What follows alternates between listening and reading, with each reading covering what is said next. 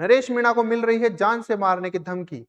सच है यह है ये उनकी कोई अपनी राजनीति? साथियों, बात करेंगे इसी मुद्दे पर। नमस्कार, राजतंत्र में आपका बहुत बहुत स्वागत है। साथियों, अंता का उपचुनाव इस समय अपने परवान की ओर बढ़ रहा है और चुनावी प्रचार प्रसार जोरों शोरों से चल रहा है। साथियों, बात करें निर्दलीय उम्मीदवार नरेश मीणा की, जो आजकल अपने बयानों की वजह से काफी ज्यादा सुर्खियों में है और उनके साथ आजकल काफी अजीबोगरीब घटनाएं भी हो रही है।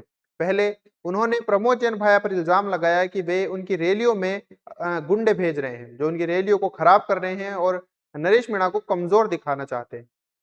फिर बाद में उन्हें जान से मारने की धमकी मिलती है गैंगस्टर रोहित गोदारा गैंग से, जिसमें उनके पिताजी को एक लेटर मिलता है जिसमें साफ लिखा होता है कि उन्हें 1 करोड़ रुपए की सुपारी दी गई है नरेश मीणा के परिवार में से किसी एक को मारने की। फिर बाद में नरेश मीणा के समर्थकों पर ट्रक से हमला करवाया जाता है। रास्ते में मोल की गांव में नरेश भाई साहब के समर्थक बोलेरो से प्रचार के लिए सुबह अंता से निकले हुए थे। करौली के रहने वाले हैं। एक तो अमृतलाल जी मीणा, एक राम कल्याण जी कश्यप है। इनको पूरे खुले रोड पे भी एक ट्रक ने टक्कर मारी इनकी बोलेरो बहुत बुरी तरह क्षतिग्रस्त हो चुकी है और एक गंभीर रूप से घायल है राम कल्याण जी कश्यप साहब। इन घटनाओं की जानकारी नरेश मीणा खुद सोशल मीडिया के माध्यम से देते हैं। साथियों, इन सब घटनाओं को देखकर लग रहा है कि नरेश मीणा अपने आप को कमजोर और बेचारा दिखाना चाहते हैं जनता की नजरों में। इससे क्या नरेश मीणा जनता की सहानुभूति लेना चाहते हैं या इसके पीछे उनकी कोई अपनी राजनीति है? साथियों, इस अंता चुनाव में नरेश मीणा को समर्थन की बहुत आवश्यकता है जीत के लिए। इसके लिए उन्होंने अपने सभी जानकारों से समर्थन मांगा, जिसमें वो चाहे प्रहलाद गुंजल हो, हनुमान बेनीवाल हो, उन सभी से नरेश मीणा ने समर्थन मांगा, लेकिन उन्होंने नहीं दिया। फिर उसके बाद नरेश मीणा पहुंचे आम आदमी पार्टी अरविंद केजरीवाल के पास और सोशल मीडिया के माध्यम से उन्होंने उनसे समर्थन मांगा और अरविंद केजरीवाल ने तुरंत ही उन्हें समर्थन दिया। आप पीछे देख सकते हैं। साथियों, यहाँ एक बात देखने वाली है कि जब से अरविंद केजरीवाल नरेश मीणा के समर्थन में आए हैं, तब से नरेश मीणा के जीवन में अजीबोगरीब घटनाएं घट रही हैं।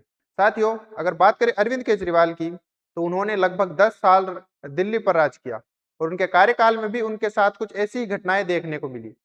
फिर चाहे वो उन पर स्याही फेंका जाना हो या भरी भीड़ में उनको माला पहनाकर उनको थप्पड़ जड़ देना हो। साथियों, ये सभी घटनाएं कहीं ना कहीं हमें नरेश मीणा के साथ हो रही घटनाओं से मेल खाती नजर आ रही हैं। उस समय भी और बाद में सुनने में आया था कि ये सभी घटनाएं अरविंद केजरीवाल ने खुद अपने ऊपर करवाई, वो स्याही खुद अपने ऊपर उड़वाई, वो थप्पड़ खुद को पड़वाया, ताकि जिससे वो जनता की नजरों में एक बेचारे लगे और जनता का उन्हें समर्थन मिले, सहानुभूति मिले। कहीं नरेश मीणा भी तो अरविंद केजरीवाल की ही तरह राजनीति नहीं कर रहे हैं?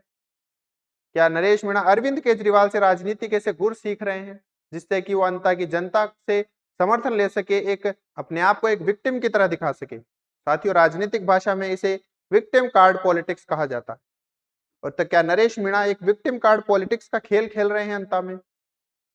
सवाल बहुत सारे हैं और यहाँ किसी भी चीज का अभी स्पष्ट रूप से अभी कुछ दिखाई नहीं दे रहा है, लेकिन जो हालात अंता में बन रहे हैं उससे अभी तक यही पता चल रहा है कि नरेश मीणा अभी अरविंद केजरीवाल के सिखाए रास्ते पर चल रहे हैं। साथियों, अंता में अगर अरविंद केजरीवाल की सहायता से नरेश मीणा जीतते हैं तो कहीं ना कहीं इससे अरविंद केजरीवाल को भी फायदा होगा।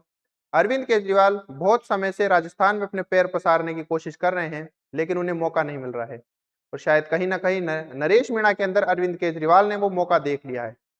अगर नरेश मीणा जीतते हैं अरविंद केजरीवाल की वजह से, तो आम आदमी पार्टी को राजस्थान में पैर पसारने का बहुत ही सुनहरा अवसर मिलता है और शायद अरविंद केजरीवाल इसी मौके की फिराक में है।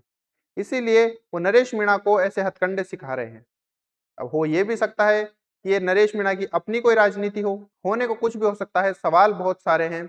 लेकिन अंता का ये चुनाव इस समय बहुत ही रोचक स्थिति में है, जहां कब क्या हो जाए कोई कुछ नहीं कह सकता है। तो साथियों, अब नरेश मीणा का अगला कदम क्या होगा? क्या वो इसी तरह की राजनीति को आगे बढ़ाएंगे या वे जनता से ईमानदारी से अपने लिए समर्थन मांगेंगे?